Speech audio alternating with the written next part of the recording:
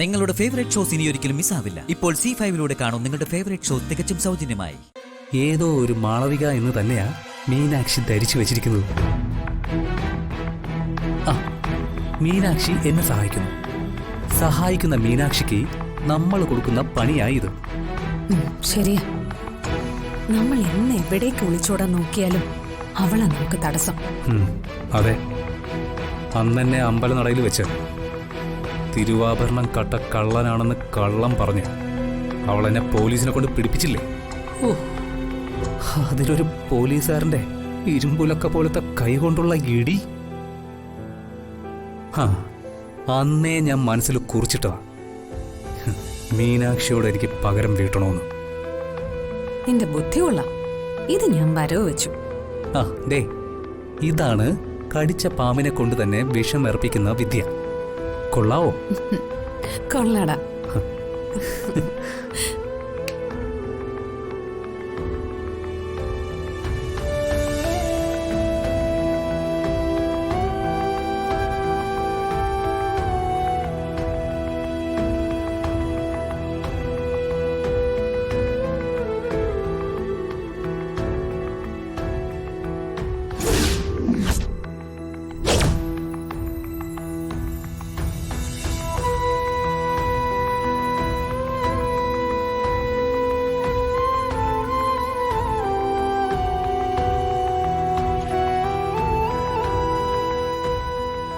മോളെ മീനാക്ഷി,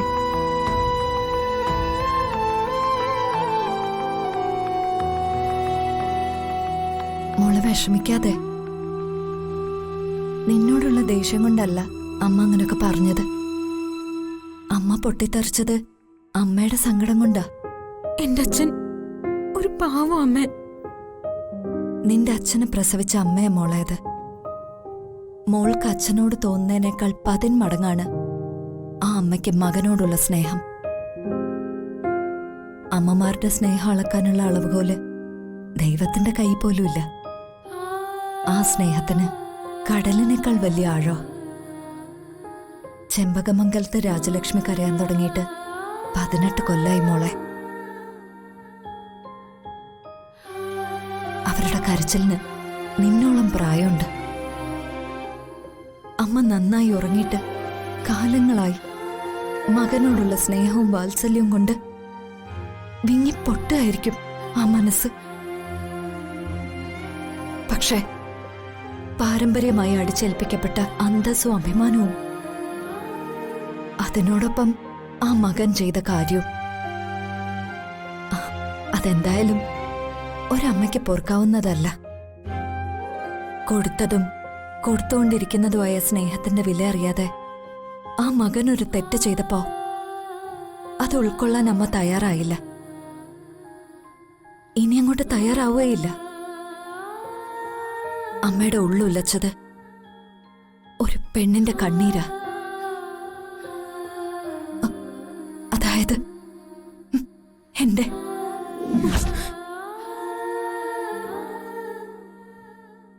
എനിക്ക് ജേട്ടനോട് വെറുപ്പോ വിദ്വേഷമോ ഒന്നുമില്ല. മാധുരിയോടുമില്ല. ദുർവിധി എന്റേതായിരുന്നു. അതിന് ഞാൻ മറ്റുള്ളവരെ പഴിച്ചിട്ട് എന്താ കാര്യം? മോളെ വിഷമിക്കാതിരിക്കെ. കാലം വല്ലാത്ത ജാലവിദ്യക്കാരനാ. ഇതൊക്കെ മാറും. പുതിയ കാറ്റ് വീശും.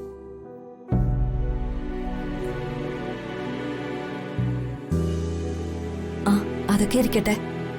എന്തായിരുന്നു നീ വൈശാഖുമായി സംസാരിച്ചു നിന്നത്? അത് ഒന്നുമില്ലമ്മേ. ഞാൻ ചിലപ്പോഴൊക്കെ അവനെ കളിയാക്കും. അതിനുള്ള മറുപടി അവൻ പറഞ്ഞതാ. അമ്മേ, എനിക്കൊന്ന് അച്ഛനെ കാണണം. ഞാനിന്ന് ജയില് വരെ പോവാ. എന്നാ നീ കാർത്തിയോട് പറ. അവനാവുമ്പോ എളുപ്പത്തിൽ ഏർപ്പാടാക്കും. നോക്കട്ടെ.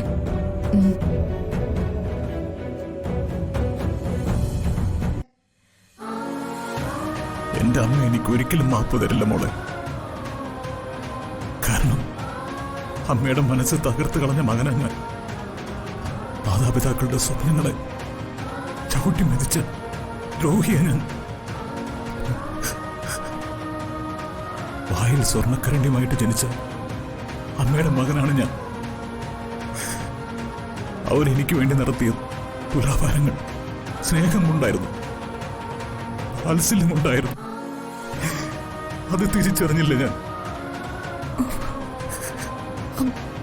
അച്ഛൻ കരയാതെ. കരഞ്ഞെങ്കിലും തീർക്കട്ടെ ചെയ്തു കൂട്ടിയ പാപങ്ങൾ.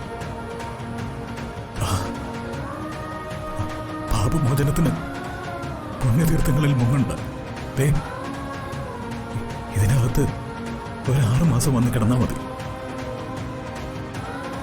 ചെമ്പകമംഗലത്ത് അച്ഛന് നഷ്ടപ്പെട്ട സ്ഥാനം ഈ മകൾ നേടി തന്നിരിക്കും.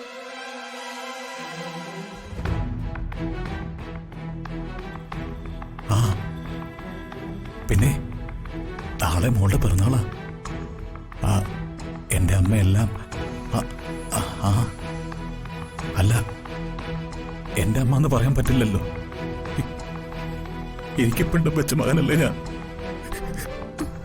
അച്ഛാ, നിന്റെ പിറന്നാള് നിന്റെ മുത്തശ്ശി തറവാട്ടിൽ ഗംഭീരമായിട്ട് ആഘോഷിക്കും. എനിക്കത് ഉറപ്പാ. എന്റെ അടുത്ത പിറന്നാളിന് അച്ഛൻ എന്നോടൊപ്പം ഉണ്ടാവുമെന്ന് ഞാൻ ഉറപ്പുവരുത്തും.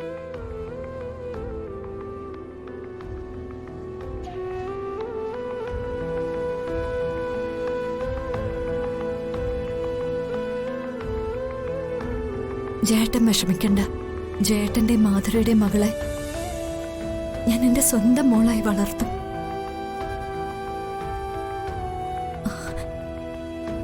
മീനാക്ഷിയെ ആചാരവിധിപ്രകാരം പടിയേറ്റ് നടത്തി ഞാൻ എന്റെ മകളായി ദത്തെടുത്തു.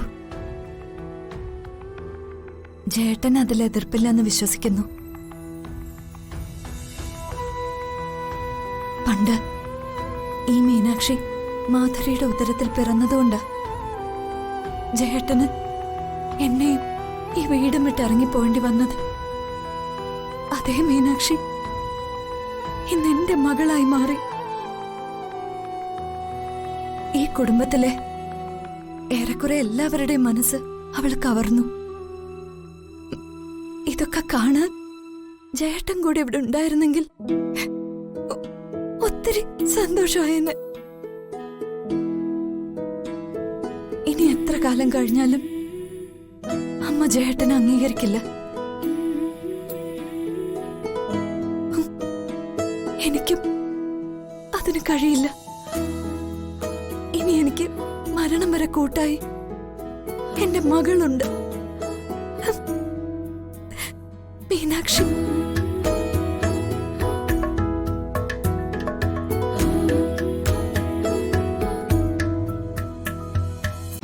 ഡൗൺലോഡ് ചെയ്യൂ C5 ആപ്പ്. കാണൂ എല്ലാ എപ്പിസോഡുകളും സൗജന്യമായി.